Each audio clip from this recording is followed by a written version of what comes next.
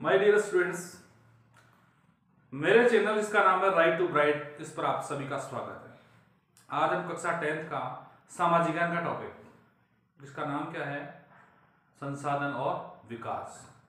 संसाधन के डेफिनेशन के बारे में, संसाधन के अर्थ के बारे में हम ऑलरेडी इससे लास्ट वीडियो में जान चुके हैं, समझ चुके हैं। उससे जस्ट आगे आज हम पढ़ने वाले हैं संसाधनों के प्रकार। क्योंकि संसाधन की डेफिनेशन तो इतनी व्यापक है, डेफिनेशन क्या उसका जो पूरा का पूरा एक व्यापक अर्थ में अपन देखते हैं तो संसाधन बहुत बहुत बहुत वाइड लेवल पर, तो वो संसाधन इतना व्यापक है तो उसके प्रकार भी इतने ही ज्यादा होंगे। प्रकृति में पाई जाने वाली हर वस्तु क्या है, संसाधन है। तो संसाधनों को क्लासिफाइड करना, उनका वर्गीकरण करना कोई आसान कार्य नहीं है। फिर भी सबसे पहले हम क्या देख रहे हैं, उत्पत्ति के आधार पर, समाप्यता के आधार पर, स्वामित्व के आधार पर और विकास के स्तर के आधार पर।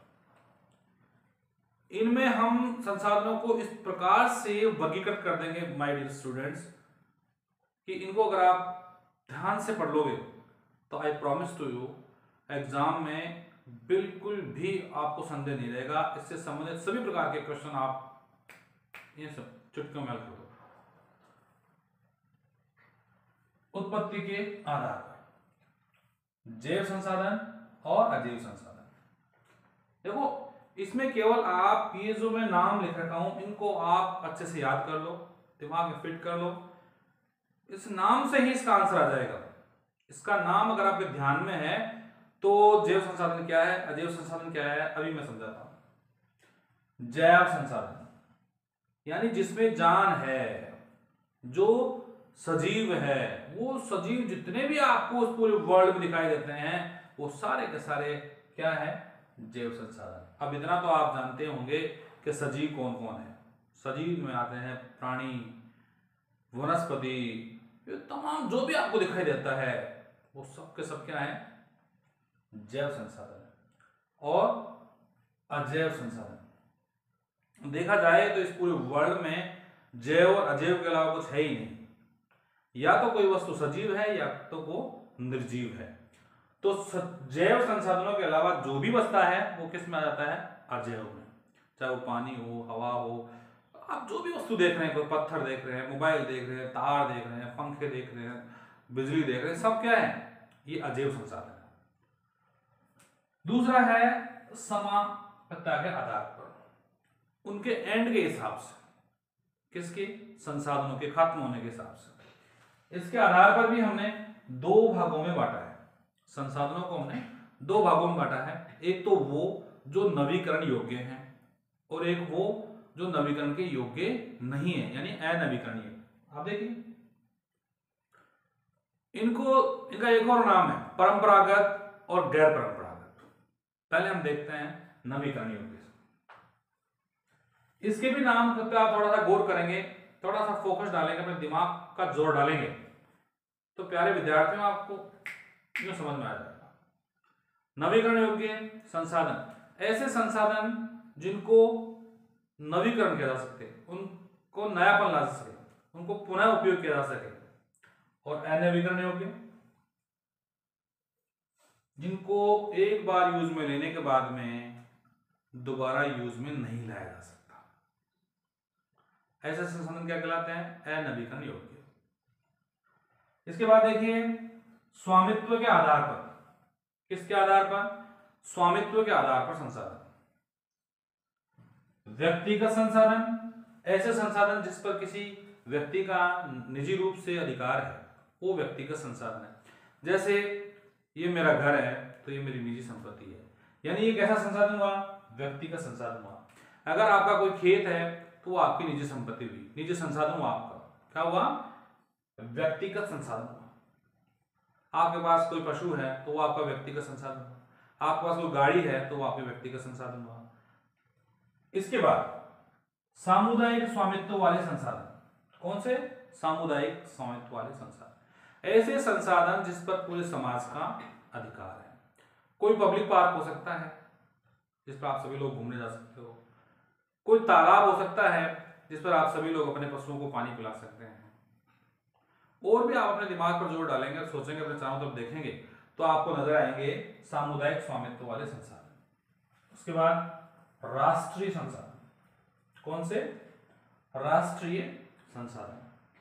अगर तकनीकी रूप से देखा जाए तो इस देश में, पूरे राष्ट्र के अंदर जो भी संसाधन होते हैं उन पर सरकार का अधिकार होता है, उन पर राष्ट्र का अधिकार होता है, वहां पर गवर्नमेंट का अधिकार होता है।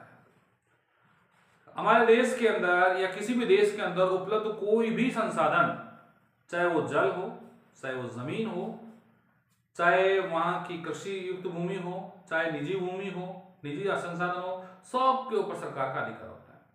कैसे?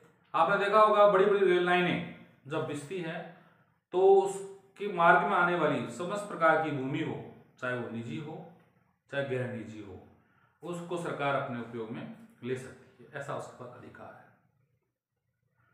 इस प्रकार की जितने भी संसाधन है वो क्या कहलाएंगे?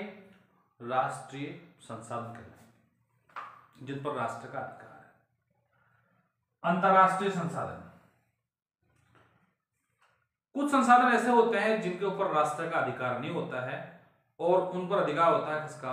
अंतरराष्ट्रीय इकाइयों का, अंतरराष्ट्रीय संस्थाओं का। अब मैं आपको थोड़ा सा समझाता हूं। देखिए, मान लीजिए ये हमारे इंडिया का दक्षिणी हिस्सा है। क्या है? दक्षिणी हिस्सा है। और इस दक्षिणी हिस्से में अपन यहां देखते हैं, यहां पर क्या है विद्यार्थियों?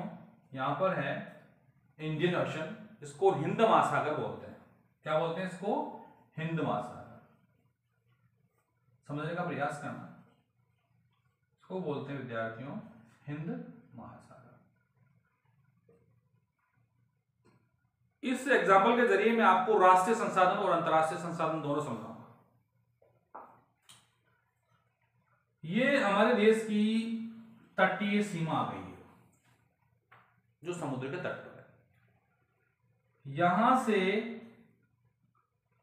19.2 किलोमीटर, समझ में आ रहा है? 19.2 किलोमीटर,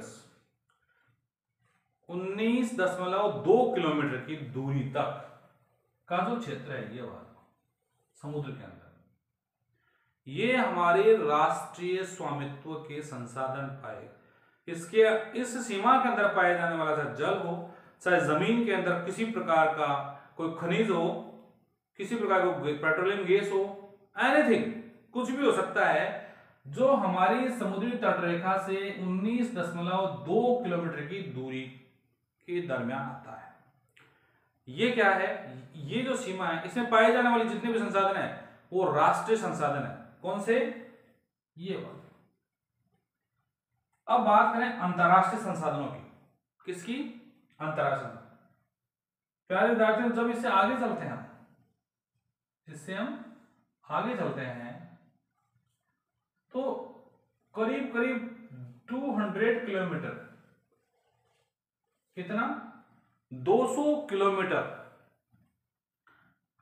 ये जो एरिया होता है, इसके बाद का जो एरिया होता है ये बिल्कुल वर्जित होता है। क्या होता है? ये बिल्कुल वर्जित होता है।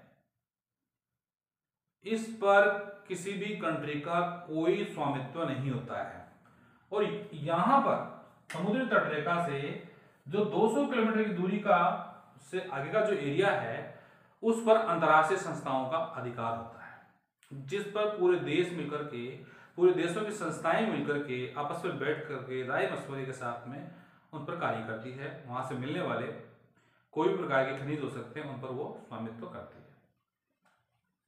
लेकिन क्या आपको पता है भारत के पास ये जो रिस्ट्रिक्टेड एरिया है, ये जो एरिया है, यहां पर भी अंतरराष्ट्रीय संस्थाओं ने भारत को मैग्नीज नाम का एक खनिज आता है, उस खनिज को निकालने का, वहां पर रिसर्च करने का अधिकार मिला हुआ है। ये हिंदुस्तान के लिए बहुत बड़ी बात है।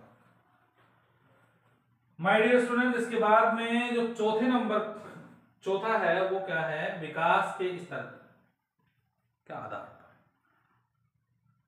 चौथा जो तरीका हमारा है वो हम क्या ले रहे हैं? विकास के स्तर के आधार पर हम संसाधनों का डिवाइड कर रहे हैं, क्लासिफिकेशन कर रहे हैं, उनको बांट रहे हैं। तो देखिए, इसमें एक है संभावित संसाधन, विकसित संसाधन, भंडार और संचित।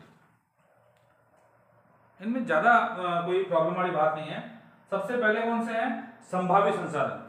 ऐसे संसाधन जो प्रकृति में दबे हुए हैं कहीं पर, जिनका हमें पता है लेकिन उनका यूज नहीं हो पा रहा, प्रौद्योगिकी के अभाव के अंदर उनका यूज नहीं हो पा रहा है। ऐसा ही देखिए विकसित संसाधन। ऐसे संसाधन, कैसे संसाधन? ऐसे संसाधन जो ऑलरेडी डेवलप हो चुके हैं, जिनका विकास हो चुका है और उनकी क्षमताओं का पूर्ण रूप से, उनकी गुणवत्ता का, उनकी मात्रा का पूर्ण रूप से उपयोग हो रहा है, वो विकसित संसाधन कहलाते हैं। एक एक करके भी मैं बताऊंगा आपको। उसके बाद है भंडार। भंडार भी क्या है? एक तरह से हमारे पास किसी संसाधन के भंडार हो सकते हैं। जैसे कि गुजरात और राजस्थान की बात ले लीजिए आप। गुजरात और राजस्थान के अंदर पवन ऊर्जा और सौर ऊर्जा का अपार भंडार है, लेकिन प्रौद्योगिकी के अभाव के अंदर अभी उनका पूर्ण रूप से उपयोग नहीं हो पाया। इसी प्रकार से संचित और भंडार लगभग एक जैसे होते हैं। ये भी वो है कि संचय है हमारे पास, लेकिन उनका प्रौद्योगिकी के अभाव के अंदर उनका उपयोग नहीं कर पा रहे हैं। इस प्रकार से विद्यार्थियों आज आपने सीखा संसाधनों का प्रकार, संसाधनों का क्लासिफिकेशन, संसाधनों का वर्गीकरण, और 4 आधारों पर हमने संसाधनों को बांटा है। पहला एक बार फिर से देख लीजिए, उत्पत्ति के आधार पर, दूसरा समाप्यता के आधार पर, तीसरा स्वामित्व के आधार पर और चौथा विकास के स्तर के आधार पर। थैंक यू गाइस, आप मेरे चैनल पर आए, मेरा वीडियो देखा, बहुत बहुत धन्यवाद।